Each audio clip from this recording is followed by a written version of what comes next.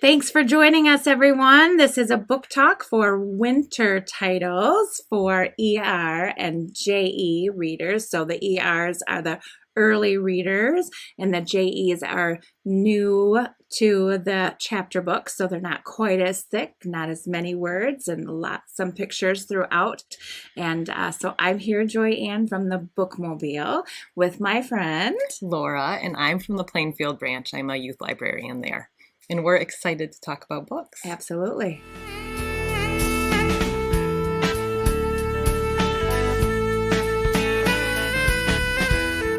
I can start with one of my favorites. It's the Unicorn and Yeti series. This one is the 5th title. There are 7, and they are so amazing. The friends in here are Unicorn and Yeti, and there's glitter, and there's artwork, and they're learning how to be friends and how to share and how to be fair. So the magical friends learn what it means to play fair in a fun and unexpected ways. Yeti thinks that triangles are the best shape, but which shape is Unicorn's favorite? Unicorn paints a beautiful picture to share, and yet Yeti worries that his painting isn't as nice. What is the best way for them to get together as friends? Oh, how fun. I would like to read those. I think my 5-year-old would think they were delightful. One of my favorite things about this series is when you finish the stories, there is an opportunity to be able to draw the favorite characters. They show you step by step how to draw Unicorn or Yeti or one of the other characters that you meet in the book. That is terrific. That's so fun. What a great series. I love it. Nice. I have a few books I want to talk about. This first one is called See Me Go by Paul Meisel, and it is just a fun book. It's very simple, and it's a great book for beginner readers, ones who are just starting to learn the sight words. The pictures definitely help tell the story, and the words are just those very easy ones. I have to admit that this book has a special spot in my heart because I took it home, and my 5-year-old found it in my bag and then read it to me. And it was the first book she'd read. And so she was thrilled and I was thrilled. So this is just a really fun one. And Paul Meisel has all kinds of great books, so you should check him out. I also very much enjoyed I Did It by Michael Emberley. Another good, easy beginner book. The book really consists mostly of variations of Can I Do It? A little cat wants to try to do all the things that his friends are doing, but he keeps failing. And so rather than giving up, he tries and tries and tries again. And it's just a great example of perseverance and what you often have to do when you first start to read. So I Did It is another fun one. That is awesome. Well, if you are a fan of Mo Willems or the Narwhal series, this is another one that kind of jumps off that same kind of concept. This is also by Mo Willems. It's the Unlimited Squirrels, and this is called The Frustrating Book. And inside the cover, you meet all of the squirrels, and they all have names, which is awesome. I love that part. But in the Frustrating Book, Zoom Squirrel wants to feel brand new emotions, so all the squirrel pals know just what to do. But what happens if Zoomy doesn't like these feelings? Do you know more about the feelings than the squirrels do? You will by the end of this book. So it's a kind of an ensemble cast of squirrels, some acorns, and some pop-in guest hosts that make this book a page turner, and it features funny and furry adventures, bonus jokes, and some quirky quizzes. Oh, fun. It was fun. I really enjoyed this one. And good to talk about all those feelings. We can feel all the feels, right? Yes. And because it's called The Frustrating Book, you actually do feel a little bit of frustration from some of the pop-up things that happen. Oh, good. One of my other favorites, and this is often one of our friends' favorites at the libraries too, are the Pete the Cat books. And this one is about Pete the Cat's not so groovy day. Okay. We all have these. I call them Mondays after Sundays. Yes. Sometimes it's just too much of a Monday. Yes. And so when Pete wakes up in this particular book, nothing is going right, and it doesn't change even when he gets to school. But towards the end of the day, his friends have helped him figure out how to find the bright spots, and our readers will too. And this is one of those books where there's some rhyming that's taking place and some easy words as well, but there's a lot of pictures that help to give the context. It's just so fun. That's so fun. I have one that is also a good early reader book. It's Do an Experiment by Jean Reagan. And a girl comes home from school and she's very excited because they did a science experiment together. And she wants to do the same experiment with her grandma, but she can't quite remember what that white powder is that they used to make the volcano. And so there are just a few words per page. It's not only a fun book to read, but it also has the experiment at the end. So after reading the book, you could do the experiment together. So I love this one as well. I also want to talk about a few early reader and JE graphic novels that I have loved. This one, Rover and Speck, This Planet Rocks by Jonathan Roth, was, I have to admit, one of my all-time favorites. So it's just delightful. The story is hilarious and heartwarming. It's an early graphic novel. In fact, the first few pages don't even have any words. All you have is a picture showing a rocket flying past a planet. And then there's this package that comes down on a parachute and there's a crash landing. So that starts you out. You soon meet two robots who are exploring the new planet, Rover and Speck. And in addition to the story, there are these fun science facts that are scattered throughout the book about space and planet exploration. And then at the end, there's all kinds of information about real rovers like Perseverance.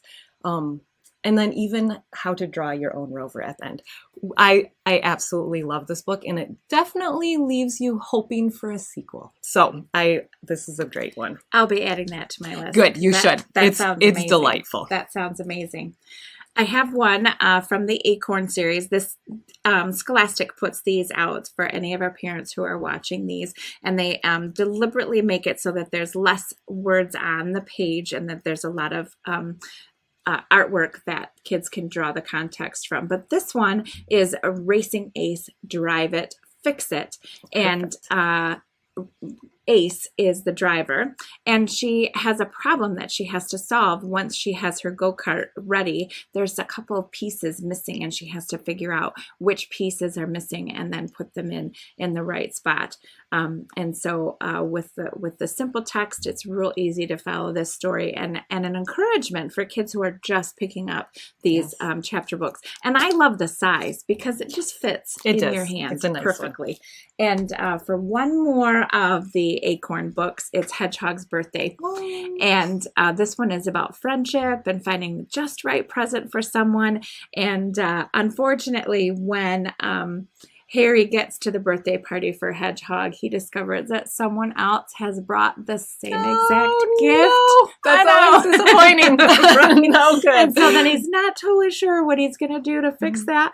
And but it's a wonderful kind of exploration about what you do when you have to problem solve something like that. And so that's a fun one as well. Oh, that sounds delightful. I want to show you, I think, probably the most beautiful book I've read in a long time. It's called Magnolia Flower, and it's by Zora Neale Hurston, and then it's adapted by Ibram X. Kendi. And the illustrations are Lovis Wise. And it's just beautiful. Honestly, I think all ages would enjoy this book. Zora wrote Their Eyes Were Watching God, so a classic. Yes. But among many, many other books, she also wrote this short story in 1925. And Kendi then adapted it and made it into a beautiful picture book. The protagonists are actually a river and a brook, and they are telling a love story of two people who had to fight to be free. The pictures are colorful, vibrant, and the story is just, it's a heart story. So Magnolia Flower is different from others, but really worth your time. And then another one that is just one of my favorites. I always love Lauren Castillo. She wrote Our Friend Hedgehog, and this is the second book in the series. This one is called A Place to Call Home. And in this second book, it's just a sweet, endearing little story about Hedgehog also having a surprise. One day she's walking along and she sees another hedgehog that looks just like her. And she had not actually ever seen a hedgehog before. So she goes in search of finding more hedgehogs in Hedge Hollow and trying to decide if that is where she belongs or if she belongs with her friends Mole and Owl and Beaver and even Mutty. And it's just a wonderful story about finding your own place. And it's a great beginning chapter book. They're short and sweet and a really good read aloud as well. And the pictures are delightful. I love that. And I have a slightly different style of book to share. This one is a choose your own adventure. Ooh, I read fun. these a lot when I was growing up. And so this one is more for the chapter book readers. And so this one is in particular Your Baby Unicorn. And I know it's so fun. Oh, delightful. Have you ever read a book that's about you? Well, this book is you have a new baby brother and he gets all the attention and your parents notice you feel left out and they give you a very special present of your own. It's your own pony. Of course. Right? Yes, that happens all the time. It does happen all the time, right?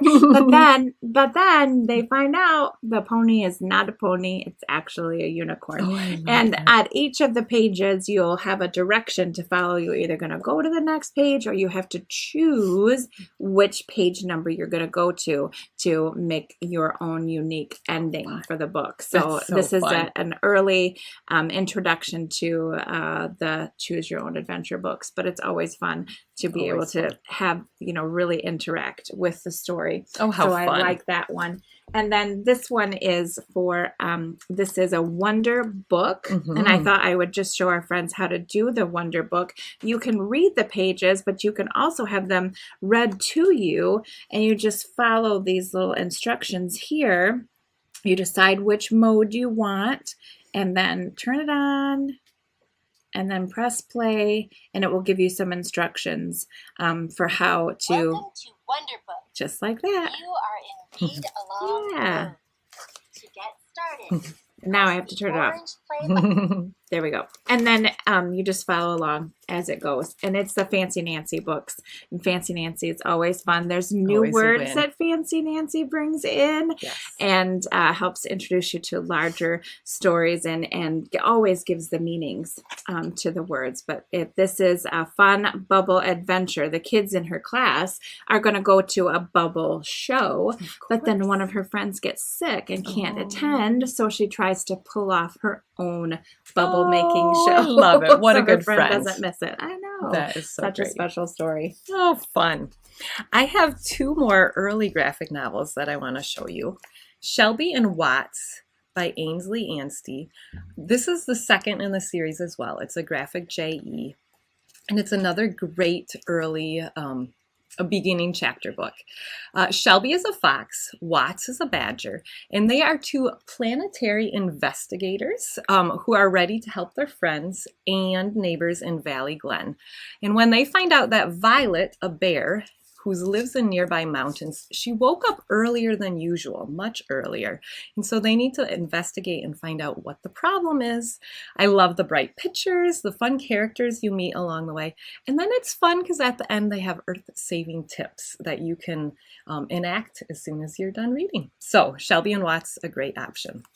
Another early reader, or this is actually a JE chapter book. It's Even Robots Can Be Thankful, and it's by Jan Thomas. And all Jan Thomas books are just worth the read. This is her second robot book. And there are 3 short chapters in it. They're just very short little stories, very digestible for beginner readers. Red Robot and Blue Robot are 2 friends. They have different personalities, which adds to the fun as you are reading. In the first chapter, there's an unidentified bump that happens, and Blue Robot is frightened.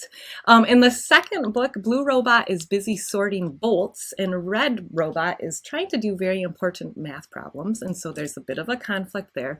And then in the final book, Red Robot is going on a train trip, but Blue Robot really wants to come along. So just fun. They're just funny, makes you laugh, and good for beginner readers. I like that when Yes. we've got robots that are having fun together. This one is JE, so a chapter book. It's a mystery, and this is the third in the series. Wednesday and Wolf, and Wednesday is a investigator, and she has a service dog whose name is Wolf. Oh, I love And that. so yeah, and in this one, she has a classmate who's a DIY robot goes missing before the school science fair, so they need the dear. robot for the school science fair. But then before they can figure out what's happened with the robot, a class hamster goes missing as well. Oh, so now dear. there's two mysteries that they have to solve. Troublesome. And so Wednesday and Wolf use the scientific method Oh, I love it. in order to follow the clues and find out how to get everything back. So this is a terrific one for those kids who are just picking up the chapter books as well.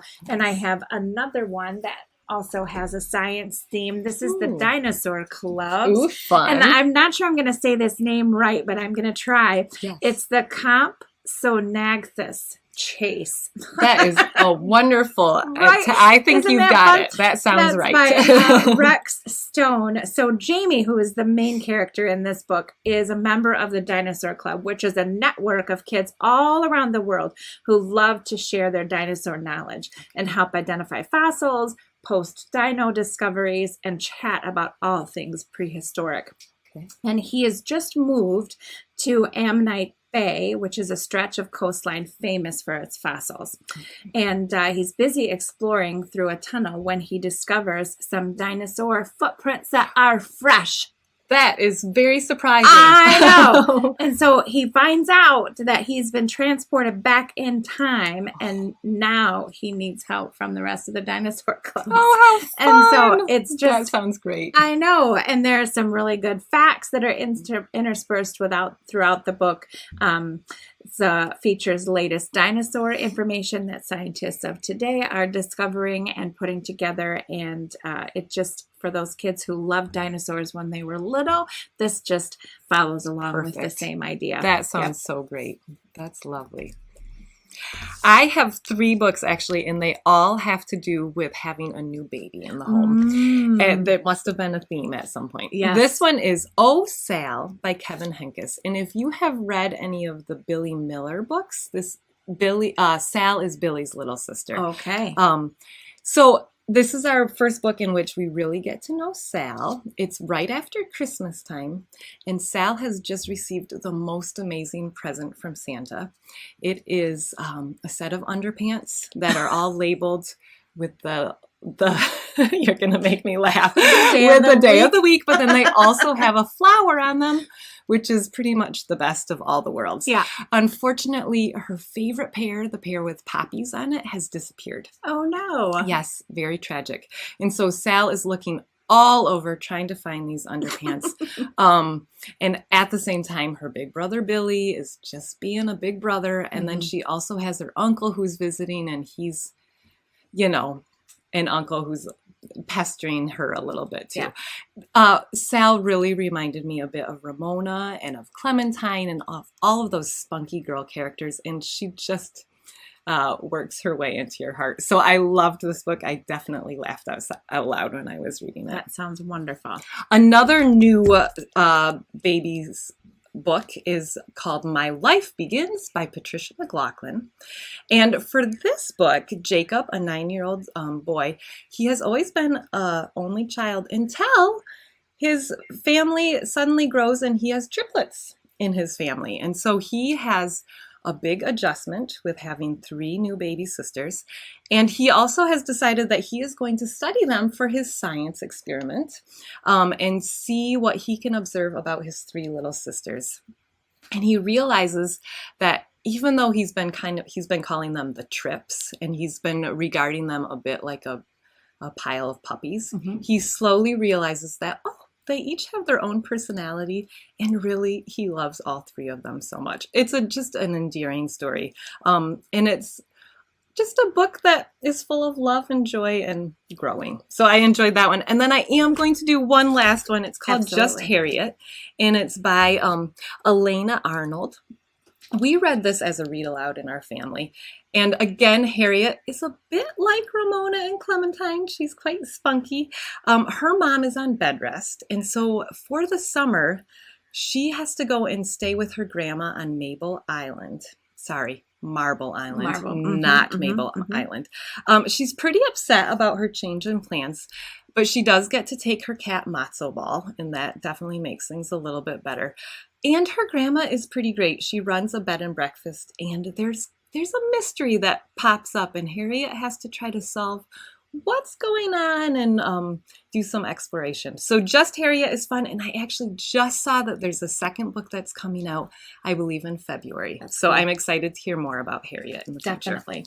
Well, for my last book, I also have one that's about siblings and sometimes how having a new baby join your family can be a bit of a disruption. And this one was originally in Japanese, and so it was translated into English, and many of the illustrations reflect that. And this one is called Free Kid to Good Home. And initially when I picked this up, I was thinking it was the big sister trying to get rid of the sibling. Yes. But instead, it's the big sister trying to find a new family. Oh, it's quite a twist. A little twist. I know, right? Oh, so from the minute her squawking brother comes into the family, she just feels like she's been kind of pushed aside. And so big sister decides to fix it by putting a box out saying free kid to a good home, and she puts herself in the box. And then passersby, you know, as she's able to kind of compare what different families might be like. A dog joins her, and a cat joins her, a turtle joins her, and then eventually each of those animals finds a new home, and she's still waiting to find the perfect home to be in. And then her parents come with the brother, acting like they need a big sister for their newest little one, and she decides, yep, going back home would be best. But it was so fun to go through that story and the twist. It's kind of pen and ink drawings with just a little bit of color, but the text is awesome. I just loved it. It was such a good story, and a good way to, you know, explore your feelings when something new happens in your family. I'm going to put that on my reading list. That sounds wonderful. Definitely. Thank you so much for joining us. Talk about books, which is probably our favorite thing to do. Absolutely. If you want to check any of these and more out, visit your local Kent District Library and come again and visit us. Thank you.